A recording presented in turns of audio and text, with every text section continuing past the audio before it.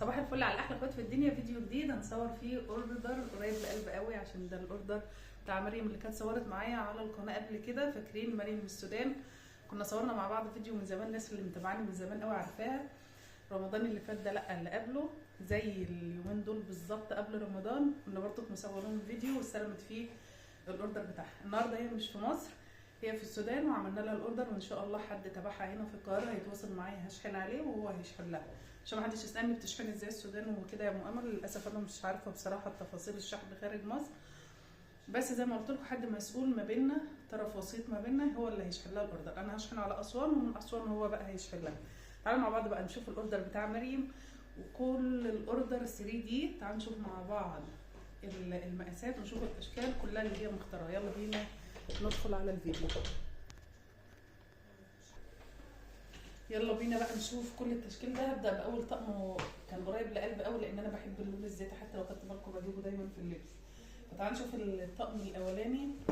اول طقم القلب طبعا انتوا عارفين ان اللطقم متكرره، يعني في هطقم كده متكرره مع بعضها، يعني هي جايبه من كل رسمه طقمين. طبعا ده لسراير اطفال، سريرين 120 بخداديتين فقط، ما عندهمش اكياس مخدات خالص. واللي كان متابع شغلها وشافه معايا ومتابعني من زمان عارف ان هم ما عندهمش اكياس مخدات الطويله دي نهائي، هي بتبقى خداديات. فقالت لي اعملي لي فكره في وش الخداديات يا ام امل، وانا قلت لها ان احنا ما معناش اصلا ساده في اكياس المخدات، لكن انا هجيب لك مثلا جزء ساده اطعم لك منه. تعالوا بقى مع بعض عشان ما اطولش عليكم الفيديو، افرجكم بسرعه كده في السريع على الاوردر كله. بصوا طبعا استخدمنا جوبيرات مختلفه، هي حابه الموديل كده وحابه ان كل الشغل يبقى بالشكل ده، قطع ساده في وش الخداديه بالشكل ده كده عشان تكسر الطقم. حرفيا هي فعلا عندها وجهه نظر، لان الطقم لو كله منقوش محطوط على السرير مش هيبان جماله قوي. اما الحته الساده دي حرفيا بتودي الطقم في حته تانية، وبتنقله من فكره ان هي خامه السرير دي لخامه اعلى شويه، خصوصا الرسومات ما شاء الله جميله، تحسوها قريبه كتير برسومات العمريه. تعالوا بقى مع بعض نشوف كل التشكيل ده. طبعا زي ما انتم شايفين الشغل كله جاهز على التغليف على طول، هنصور بس وبعد كده هيتغلف في الاكياس وبعد كده يتشحن. ده كده اول طقم، نفس الرسمه متكرره، يعني مفيش غير رسمتين تقريبا هم اللي مش متكررين. فان شاء الله التشكيل يكون معانا عدد من اشكال والوان مختلفه تنول اعجابكم. بصوا بقى اللون ده جميل جدا. طيب واحنا شغالين كده هقول لكم الالوان متوفره عندي من 3 دي. اولا ب 55 سعر المتر 55، ده موجود عند عماد حمدي، يعتبر المعظم من عند عماد حمدي والباقي هقول لكم. ده مثلا من عند الشيخ محمد، اخو الشيخ مصطفى، اكيد كلكم عارفينه. انا بصوا الجوبيره دي يعني حاولت على قد ما اقدر اغير في الجوبيرات، عشان ده شغل تسويق للبيع مش للبيت، فقلت محتاجين ان احنا نطور شويه من الالوان والجوبيرات، بحيث ان هي ان شاء الله ربنا يكرمها ويكونوا يشحلوا عليها يا رب، والتسويق يكون سريع. طبعا انا عايزه اقول ان كنت مبسوطه قوي قوي قوي في الاوردر ده وانا شغاله فيه، لان انا بحب مريم قوي وبحب الشغل معاها بغض النظر عن اي حاجه تانية، عن فكره الشغل والمكسب والخساره. هي بالنسبه لي مكسب اكتر من فكره الفلوس بكتير. حرفيا التعامل معاها مريح جدا، وانا بحبها حب يعني منفرد بعيد عن شغل البيع والشراء والمكاسب والقصه دي خالص، لان هي بجد حد رقيق قوي وحد على الابيض قوي قوي، يعني من الناس اللي ما فيش في قلبها حاجه وحشه خالص. بصوا كده الرسمه دي، طبعا الاختيارات كلها اختياراتها انا شاركتها طبعا، بس في الاول وفي الاخر الاختيارات الجميله دي كلها ذوقها، هي ما شاء الله متوفقه جدا في اختياراتها. الطقم ده طقم فرداني، يعني مش 2، هو طقم واحد. انا عايزه اقول لكم بقى على كميه اللخبطه في فكره بقى مقطع وطقم. انا اقول لها مقطع يعني طقم، وهي تقول لي مقطع يعني ملايتين، وتحس ان احنا تايهين احنا الاثنين. بصوا الطقم ده رايق قوي، اللون البنك ده بجد بيودي الطقم في حته تانيه. بصوا الرسمه فيها زي فرع ورد كده، بس عايزه اوريكم الجوبيره دي قد ايه جميله، الزجزاج دي وجميله قوي، سيمبل مع البنك، يعني تحسها رايقه كده مع اللون البنك، شبه البنك اساسا. يعني سبحان الله، حتى الالوان بتبقى لها روح في اختيار الجوبيره. لما تيجي تحط عليها جوبيره الالوان كمان بيبقى لها، الجبرات بيبقى لها روح من الالوان اللي انت حطها عليها. اللون البنك بجد كان حلو قوي مع الزجزاج الابيض ده. ربنا يجعل وشي حلو عليكي يا مريومه، والحاجه تتخطف منك كده ما تقعدش دقيقه. بصوا هنا فل عادي في نفس الطقم اهو، بس فل. تعالوا بقى مع بعض نشوف الصفه دي كده. خلصنا دي. ده برضو كان طقم واحد مش اتنين، يعني الطقم ده مش متكرر. بصوا الجبيره دي، الجبيره دي على ملمس قطن شويه. هنا عشان الملايه زاهيه قوي، فانا حبيت ان انا اطفي شويه بالزيت عشان ينطقوا بعض، يعني الغامق بينطق الفاتح والفاتح بينطق الغامق. بحب انا دايما ما بين الفاتح والغامق كده اكسر مع الفاتح غامق ومع الغامق فاتح عشان يبان. وكمان الجبيره ابيض في النص فكسرت قوي وبينت الفرق في الشغل. اكتبوا لي رايكم تحت في التعليقات، واكتبوا رايكم لمريم، وقولوا اكتر طقم عجبكم ايه، اللي داخل مثلا في الزيت يا ام امل، اللي كان معاه البينك، اللي كان معاه الجبيره البيضه مثلا، اللي كان معاه جملي الاورانج. اكتبوا لي. طبعا كل طقم مميز بالالوان الساده اللي داخله فيه، فتقدروا تشاركونا رايكم تحت في التعليقات، لان هي اكيد هتتابع التعليقات وهتفرح جدا بارائكم.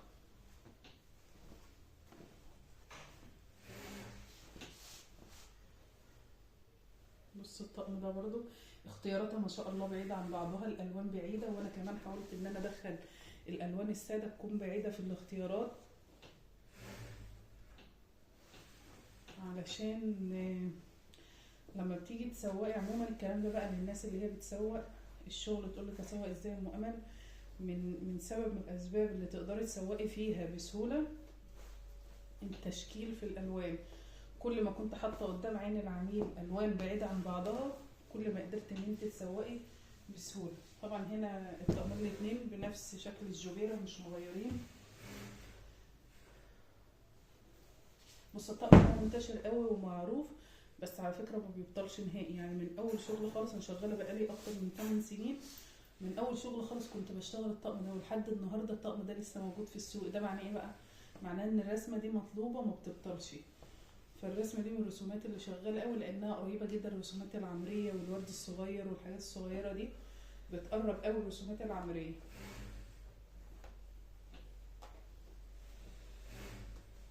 النهارده حاسه ان انا مجهده، حاسه ان صوتي عالي، بس ان شاء الله هحاول اظبط لكم الصوت بالبرنامج، ارفعه من خلال البرنامج، لان انا حاسه ان انا مجهده قوي النهارده ومش قادره ارفع صوتي اكتر من كده. بصوا بقى ده طقمين برضو زي ما انا وريتكم كده، نفس الجويره ونفس الالوان.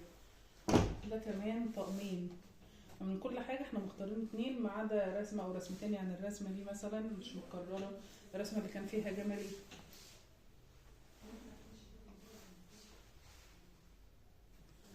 بص الجويره البيضه هي على الطبيعه على فكره واضحه جدا، لاننا احنا مقربينها شويه للكاروف علشان تظهر علشان القماش الابيض. اعتقد ان هي كده واضحه اكتر. انا حبيت بس اشارك، لان انا عارفه ان احنا في موسم داخلين على عيد، والناس اللي بتشتغل بتبقى عايزه تشوف ايه الالوان اللي متوفره في الاسواق، وعايزه تعرف الاشكال دي في التقفيل ممكن تعمل ايه، ممكن تعمل فكره ايه فيها، تدخل جبيره شكلها عامل ازاي. فقلت لعل وعسى يعني الفيديوهات دي تكون مفيده بالنسبه لكم، وتقدروا من خلالها تختاروا كام رسمه كده تشتغلوا عليه. الطقم ده كان من عند مطوع، طبعا كل الشغل اللي انا صورته كان من عند عماد حمدي، ما عدا الطقم ده كان من عند مطوع. الطقم اللي كان فيه اورانج من عند الشيخ محمد. كان فيه طقم كمان، الطقم الكارول اللي انا قلت لكم اقرب للعمريه اللي هو البنك ده برضو كان من عند مطوع. ده من عند عماد. ده نفس الرسمه بالظبط اللي هي البنك، بس على نبيتي، يعني فيها المربع النبيتي ده مكان المربع البنت. الالوان الايه البنك الالوان بس مختلفه شويه، دي فيه زيتوني اكتر، التاني فيه بنك، فيه ابيض كده يعني. برضك نفس القصه. اهم حاجه بقى، اهم حاجه عندك في الشغل عشان خاطر تعرفي تسوقي الشغل وتاخدي سمعه على شغل نظيف، الوان الخيوط ده مهمه جدا. يعني بصوا هنا عند النبيتي ما استسهلتش، لان كنت ماشيه هنا بالابيض، مع ذلك مشيت هنا بالنبيتي والظهر ابيض، يعني الظهر مش نبيتي. فحافظه قوي على استخدام الوان الخيط لانها سبب اساسي برضو من ان هي تميز شغلك ويكون شغلك نظيف. بياخد وقت شويه وبياخد مجهود شويه. حته الجوبيره دي برضو ممكن ما تكلفكيش قوي، بس في نفس الوقت تودي الشغل في حته تانية. ده الحاجات اللي ممكن تحفز الناس ان هي تعمل علاقات معاكي في الشغل وتشتغل معاكي باستمرار. نظافة الشغل اهم من الشغل نفسه. اهتمام الخيوط وترتيب الطقم كده عشان تكيسيه دي نقطة مهمة جدا. طبعا كلامي ده كله للناس اللي بتسوق، اما الناس اللي بتتفرج عشان خاطر عايزة تجيب شغل بنفسها فمفيش مشكلة. احنا بنحاول ان احنا نرضي الطرفين، الناس اللي بتتفرج عشان عايزة تجيب شغل عشان العيد وتفرش، والناس اللي بتشتغل وعايزة تاكل عيش في الشغل ده وعايزة تعمل حاجة تكسب منها، تكون باب رزق ليها وتقدر تستفاد منها في الايام اللي جايه. وربنا يا رب يجعلني سبب في ان اكون سبب في ان انتوا تشوفوا مثلا حاجه تعجبكم وتفتح لكم باب رزق. تقدروا تاخدوا سكرينات. هحاول ان انا اخد صور للقطن دي واضيفها لكم في اخر الفيديو. يعني كل طقم اخد له صوره بحيث ان انت تاخدي سكرين، او انت ممكن تاخدي سكرين كده من الشاشه، توقفي الشاشه وتاخدي سكرين للطقم وتفرجي العميل بتاعك بكل سهوله.